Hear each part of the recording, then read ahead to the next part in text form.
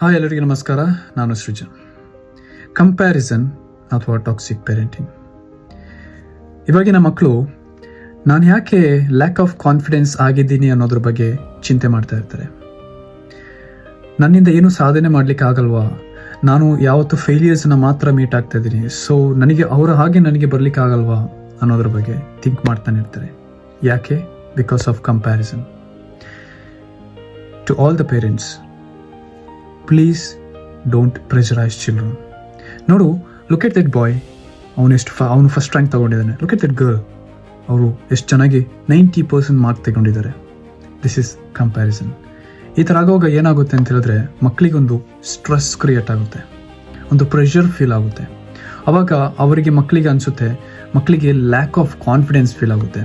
ಮಕ್ಕಳಿಗೆ ಯಾವುದೇ ವಿಷಯದಲ್ಲಿ ಕಾನ್ಫಿಡೆಂಟ್ ಬರಲ್ಲ. ಅವರ ಚಾಯ್ಸಸ್ಗೆ ಅವರು ಯಾವುದೇ ಅವರ ಚಾಯ್ಸಸ್ನ ಕಾನ್ಫಿಡೆಂಟ್ ಆಗಿ ಮಾಡಲಿಕ್ಕೆ ಆಗಲ್ಲ. ತುಂಬ ವಿಷಯದಲ್ಲಿ ಕಂಪೇರ್ ಮಾಡ್ತೇವೆ. ಒಬ್ಬರು ಚಾಪ್ಟರ್ 1 ಇನ್ನೊಬ್ಬರು ಚಾಪ್ಟರ್ 20 ಅಲ್ಲಿಗೆ ಮತ್ತೆ ಚಾಪ್ಟರ್ 1 ಕಂಪೇರ್ ಮಾಡ್ತೇವೆ. ಇವರು ಆ್ಯಕ್ಚುಲಿ ಚಾಪ್ಟರ್ 1, 2, 3, 4 ಅಲ್ಲಿಂದ ಹೋಗಿ 20 ಗಂಟೆ ರೀಚ್ ಆಗಿರ್ತಾರೆ. ಸ್ವಲ್ಪ ಟೈಮ್ ಬೇಕು, ಟೇಕ್ಸ್ ಟೈಮ್. ಸೊ ಹಾಗಂತ ಹೇಳ್ಬಿಟ್ಟು ನನಗೆ ಏನೂ ಆಗಲ್ಲ, ಸೊ ಇವ್ರಿಗೆ ಏನೂ ಆಗಲ್ಲ ಅಂತ ಹೇಳಿ ಕಂಪೇರ್ ಮಾಡಬೇಡಿ. ಕೆಲವು ಮನೆಯಲ್ಲಿ ಏನಾಗುತ್ತೆ ಅಂತ ಹೇಳಿದ್ರೆ, ತುಂಬ ಪ್ರೆಷರ್ ಆಗ್ತಾರೆ. ನೀನು ಈ ಡಾಕ್ಟ್ರೇ ಆಗಬೇಕು, ನೀನು ಇಂಜಿನಿಯರೇ ಆಗಬೇಕು, ನೀನು ಅದೇ ಆಗಬೇಕು, ಇದೇ ಆಗಬೇಕು ಅಂತ ತುಂಬ ಪ್ರೆಷರೈಸ್ ಕ್ರಿಯೇಟ್ ಮಾಡ್ತಾರೆ. ಅಥವಾ ಮಾರ್ಕ್ಸ್ ನನಗೆ ಕಡಿಮೆ ಆಯಿತು ಅಂತ ಹೇಳಿ ಅವ್ರನ್ನ ಡಿಮೋಟಿವೇಟ್ ಮಾಡ್ತಾರೆ. ನೀನು ನೋಡು, ಅವ್ರಿಗಿಂತ ಮಾರ್ಕ್ಸ್ ಎಷ್ಟು ಕಡಿಮೆ ಬಂದಿದೆ, ನೋಡು ಅವ್ರದ್ದು ಫಸ್ಟ್ ರ್ಯಾಂಕ್, ಅವ್ರದ್ದು ಸೆಕೆಂಡ್ ರ್ಯಾಂಕ್ ಹೇಗೆ ಬಂದಿದೆ, ನೀನು ಯಾಕೆ ಹೀಗೆ ಇದೆಯಾ ಅಂತ. ಸೊ ಡಿಮೋಟಿವೇಟ್ ಮಾಡ್ತಾರೆ. ದಯವಿಟ್ಟು to all the parents, don't demotivate them. ಅವರಿಗೆ ಆದಂಥ ಚಾಯ್ಸಸ್ ಕೊಡಿ. ಅವರಿಗೆ ಮೇ ಬಿ ಕೆಲವೊಂದು ವಿಷಯದಲ್ಲಿ ಅವರು ಟ್ಯಾಲೆಂಟ್ ಇರಲಿಕ್ಕಿಲ್ಲ, ಕೆಲವೊಂದು ವಿಷಯದಲ್ಲಿ ಅವರು ಸ್ಕಿಲ್ಡ್ ಆಗಿರ್ತಾರೆ. ಎಲ್ಲದರಲ್ಲೂ ಒಬ್ಬರು ಸ್ಕಿಲ್ ಆಗಲಿಕ್ಕೆ ಸಾಧ್ಯನೇ ಇಲ್ಲ.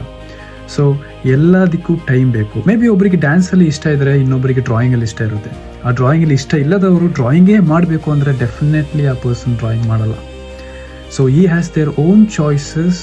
ಆ ಚಾಯ್ಸಸ್ಗೆ ಸಪೋರ್ಟ್ ಮಾಡಿ, ಅಪ್ರೋಚ್ ಮಾಡಿ.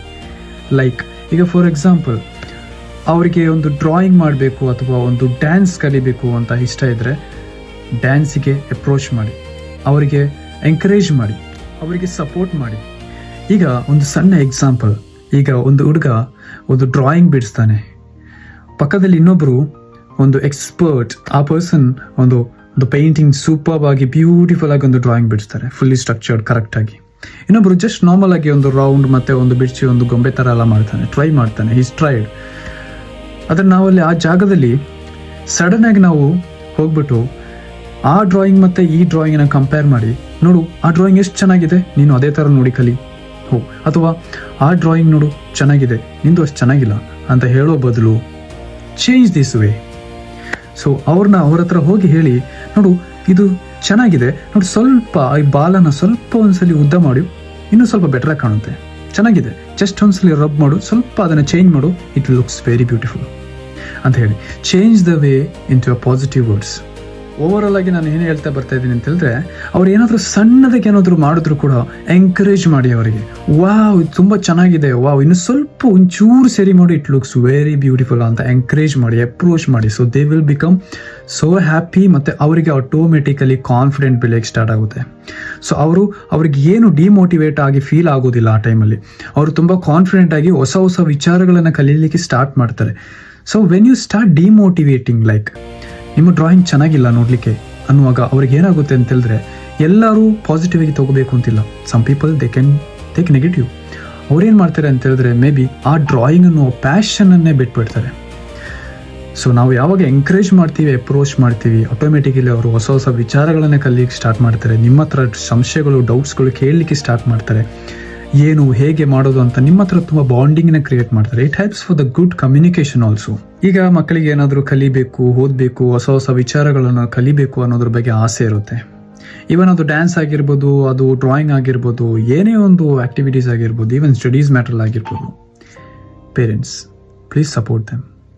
ಅವರಿಗಾದಂತಹ ಚಾಯ್ಸಸ್ನ ಕೊಡಿ, ಅವರಿಗಾದಂತಹ ಇಷ್ಟಗಳನ್ನು ನೀವು ಕ್ವಶನ್ ಮಾಡಿ, ಅವರಿಗೆ ಸಪೋರ್ಟ್ ಮಾಡಿ.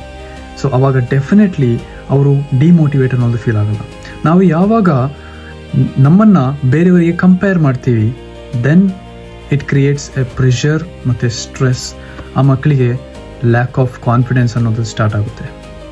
So give them their choices.